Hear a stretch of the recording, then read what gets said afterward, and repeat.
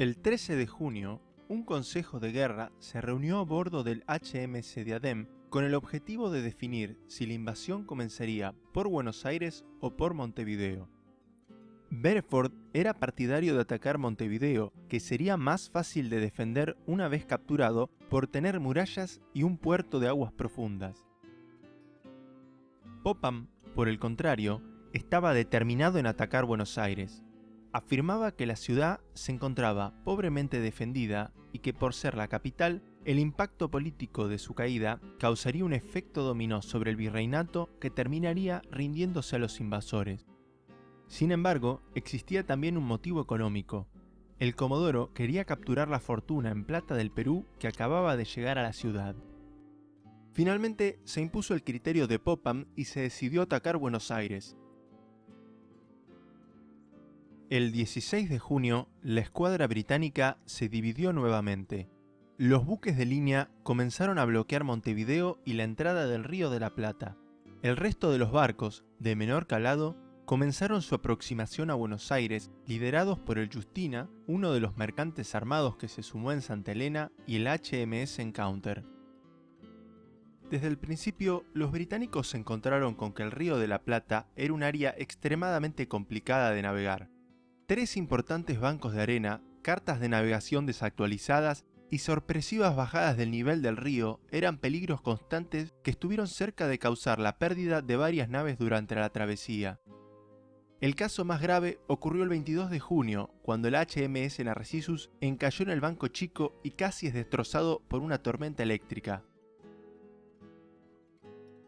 Aún con la ayuda del navegante escocés William Russell, quien conocía la zona, les tomó 11 días recorrer los 100 kilómetros que los separaba de Buenos Aires. Finalmente, el 24 de junio, la flota echó anclas frente a las costas de Quilmes. Mientras los británicos se acercaban a las costas de Buenos Aires, Sobremonte continuaba negando la posibilidad de un ataque. Los incidentes con el HMS Leda en la fortaleza de Santa Teresa fueron tomados con poco interés al tratarse de un buque aislado.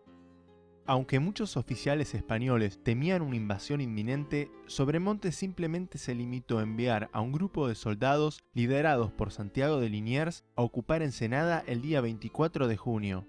Un primer acercamiento británico a Ensenada fue repelido por Liniers, quien consideró el avance propio de contrabandistas poco disciplinados. La noticia ratificó las querencias de Sobremonte, quien asistió al teatro esa noche para infundir confianza en la gente.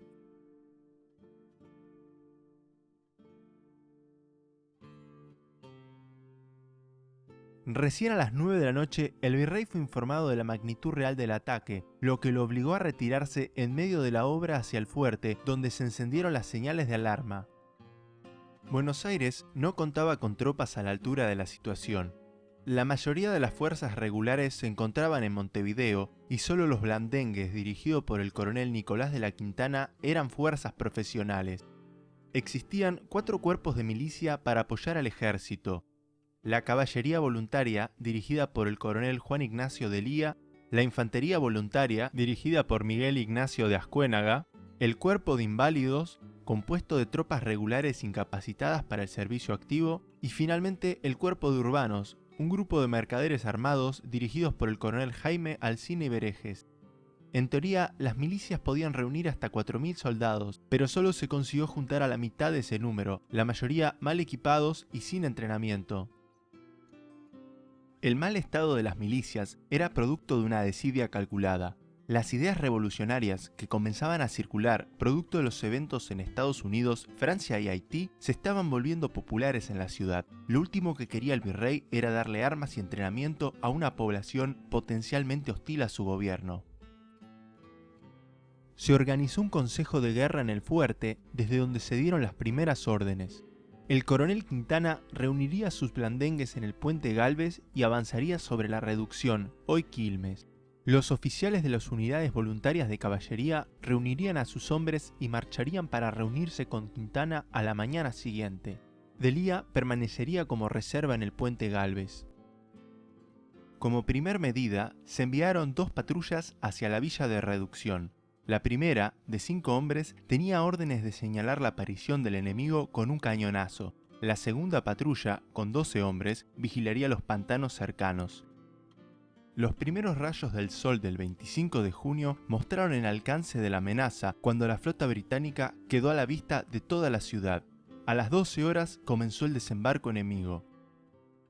El HMS Encounter, a pesar de su bajo calado, solo pudo acercarse a 1,5 kilómetros de la costa y encalló a propósito para usar sus cañones para cubrir el desembarco. Una flota de 21 botes llevó a Beresford y sus 1.600 soldados hasta medio kilómetro de la costa, desde donde tuvieron que continuar avanzando a pie a través de los pantanos costeros para formar un perímetro. A las 5 de la tarde, el coronel Quintana de los Blandengues llegó a las cercanías del desembarco británico. Una hora más tarde, Pedro de Arce, subinspector general del ejército, se puso al frente de la operación con un total de 600 hombres. Los españoles se posicionaron en las alturas y los británicos, a 3 kilómetros de distancia, formaron un perímetro defensivo en la playa para pasar la noche. A las 20 horas, el desembarco estaba completo y el HMS Encounter desencalló para anclar junto al Narcissus. A las 7 de la mañana, los británicos comenzaron a desarmar su campamento, mientras que Arce envió un mensaje al coronel de Lía de la caballería voluntaria para que abandone su posición en el puente Galvez y se sume a sus tropas en Quilmes. En un comienzo, Arce confió que el ataque británico no era fuerte y que sería fácil vencerlo, pero a medida que avanzaba la mañana, la información que recibió de sus tropas de reconocimiento le hicieron ver que estaba enfrentándose a una gran cantidad de tropas bien entrenadas. A las 9 de la mañana comenzó el despliegue británico. Las tropas formaron en 2 columnas, la infantería de marina del capitán William King a la izquierda y el regimiento 71º de infantería de Highlanders del teniente coronel Dennis Pack a la derecha. La columna se encontraba flanqueada por cañones a ambos lados y obuses en el centro. Detrás de ellos marchaban las tropas de Santa Elena con artillería adicional para apoyar el avance y defender los flancos. Por su parte, Arce había desplegado sus tropas en una línea, con los blandengues de Quintana a la derecha y la caballería voluntaria a la izquierda, protegiendo su flanco derecho con la villa de reducción. Los pantanos costeros complicaron los movimientos británicos. La mayoría de los cañones quedaron trabados y fue imposible que acompañaran el avance.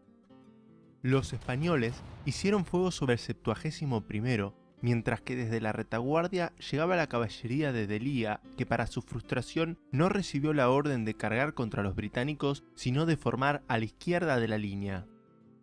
Beresford, viendo la llegada de los refuerzos españoles, dio la orden de cargar contra las posiciones enemigas. El 71º disparó varias veces contra los españoles y luego avanzó con sus bayonetas caladas hacia la tropa de Quintana. Los Marines acompañaron la acción cubriendo la retaguardia. Mientras tanto, las tropas de Santa Elena avanzaron hacia la derecha para bloquear a los refuerzos españoles. 2 cañones del flanco derecho británico, que habían logrado pasar el pantano, abrieron fuego sobre las posiciones de Quintana, quien se vio rápidamente superado. Las tropas de Quintana, en su retirada, se mezclaron con los refuerzos de Delía, causando confusión y desorden. Los españoles abandonaron varios cañones y comenzaron su marcha hacia Buenos Aires. Beresford, por su parte, dio un par de horas a sus tropas para descansar, mientras los marineros del capitán Ross Donnelly del Narcissus sacaban los cañones del pantano. Descansadas las tropas y liberados los cañones, los británicos reiniciaron su avance hasta ocupar la estancia del mercader Juan Antonio de Santa Coloma, desde donde pudieron ver un gran fuego en el horizonte. Beresford hizo acampar a sus tropas en el lugar mientras ordenó a un puñado de oficiales e ingenieros que lo acompañaran en una misión de reconocimiento al puente Galvez. Gracias a todos por acompañarnos en este nuevo capítulo de las invasiones inglesas. Quiero agradecer a las personas que aparecen listadas que ayudaron a conseguir información para completar este capítulo, y a todos los que donaron para ayudar a que Historia Digital siga adelante con este proyecto. No dejen de suscribirse y seguirnos en las redes sociales para estar al tanto de todas las novedades.